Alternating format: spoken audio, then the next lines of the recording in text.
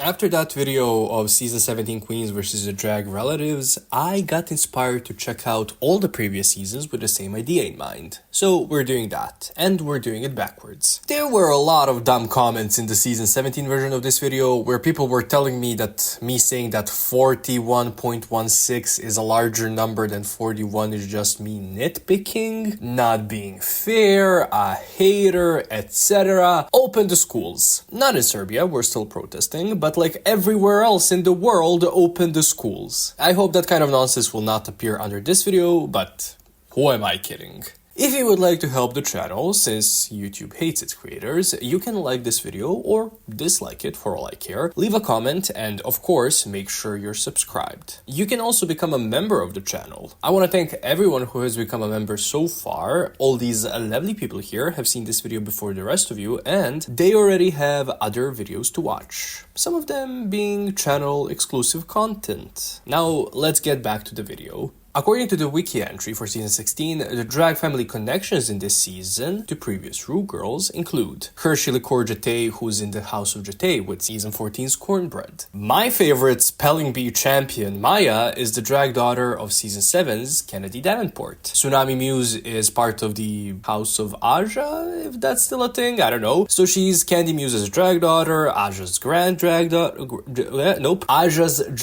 granddaughter, and Dahlia Sin's drag niece. Mirage is Anetra's drag sister, and Sapphira is Honey Davenport's drag sister. Now, if it isn't obvious yet why this video is just going to focus on the Haus of Jete, let's go over why that is. Hershii is the first eliminated queen of Season 16, with only one safe placement before her elimination. Kornbread was the winner of her group's first maxi challenge. Even if she had been eliminated in her second episode, then brought back for episode 3, and eliminated there yet again, she still would have had a better PPE score than Hershii. Kennedy was the second strongest contestant on Season 7, whereas Mhi'ya loves red so much that you would think that she was a Trump supporter. Mirage is an early out, while Anetra was the third best contestant on Season 15. And Sapphira is the strongest non-winner of Drag Race, the second strongest competitor in the history of the show, almost breaking Bianca Del Rio's track record. Whereas Honey, So yeah, we'll just be looking at the Haus of Jete. Let's start with, well,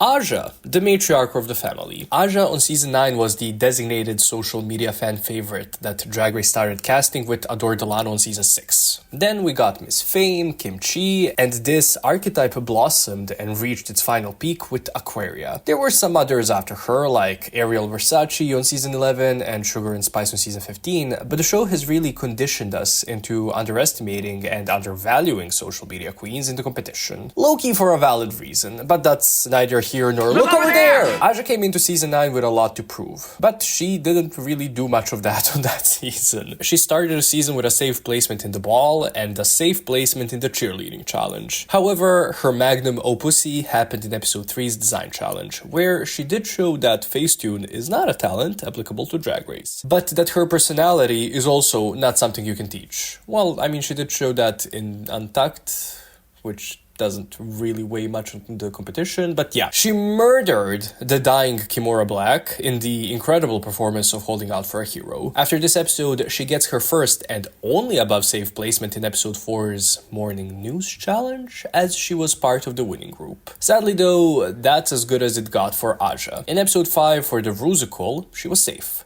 For episode 6's Snatch Game, she was also safe. Jete is eliminated from the season in episode 7 after the acting challenge, but she doesn't go out without a fight. She earned 17 points overall out of the possible 60 points, meaning that she earned 28.3 recurring % of the points. So let's remember that for later. Dahlia Sin competed on Season 12, which had the same amount of competitive episodes as Season 9. So, in order to beat Jete, she needs to earn 18 points. Yeah, let's move on. Kandy season also had 12 competitive episodes, so in order for her to beat Dahlia, she needs to earn 4 points, and in order to beat Jete, again, she needs to earn 18 points. Oh, I wonder if she'll do it, being the runner-up and all. Funnily enough, all three of them, and Xunami later too, start their seasons off on a safe note. However, right in the next episode, for the RuPaul Mark Holiday Movies acting challenge, Kandy places high and beats Dahlia's track record. In the bag ball, she's confusingly only safe. She should have placed lower, but she does end up being in the bottom 2 in the next episode for the Discomentary Rusical against Mhi'ya Iman. Kandy, seemingly only doing well in comedy challenges, gets a high placement in episode 7's improv challenge with Ross Matthews, but lo and behold, she's in the bottom 2 again in the Rusical. Now here's the thing, Kandy was told to sashay away, so I can understand if you would consider her as eliminated here, so no points. But the episode ended with her actually still in the race, so to me this is more like a prolonged double shantay, because production wanted drama, and they knew that they could not eliminate the only villain of the season, well the only one left, and the obvious winner in Simone. So if you're gonna get upset over 1 point, go sit with Shangela.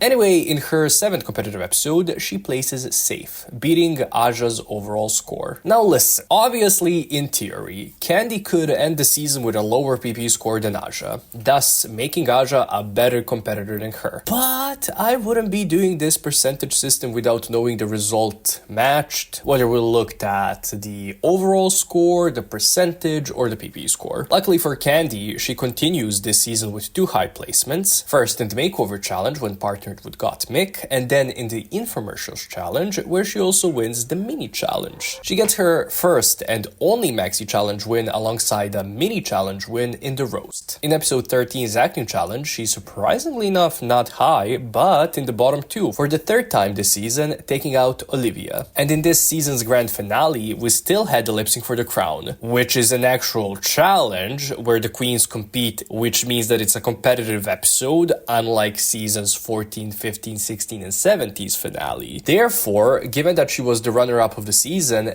technically in the top 2 there, she gets 4 points to end the season with 39 points overall. This means that Kandy earned 65% of the amount of points that she could have earned this season, and also she gets a passing grade. We finally get to Xunami, whose season had 13 competitive episodes. Therefore, the maximum for that season is 65 points. If Xunami wants to beat Dahlia, she needs to earn 4 points, and if she wants to beat Aja, she needs to earn 19 points. And if she wants to beat Kandy, she needs to earn more than 42.25 points, or 43 points. Given that Xunami competed in only 7 episodes in her season, there is literally no way that she's beating Kandy. Xunami was so safe on this season that she makes Carrie Colby jealous. She had a streak of 3 safe placements in the beginning. First, in the Rada Queen talent show, then in episode 3's ball, and then in episode 4's RDR live challenge. She got her only above safe placement in episode 5's girls group challenge, but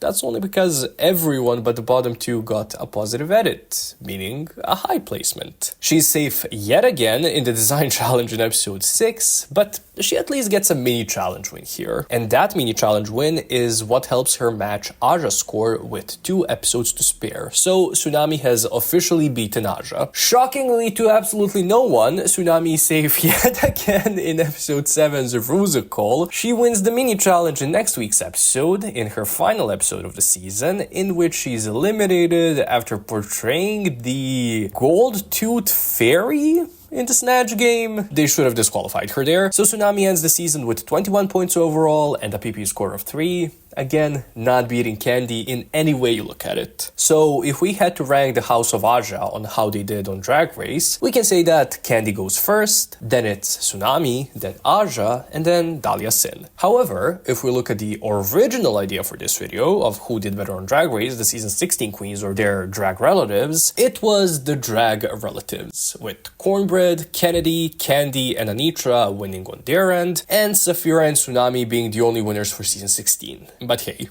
Sapphira beats any of them, so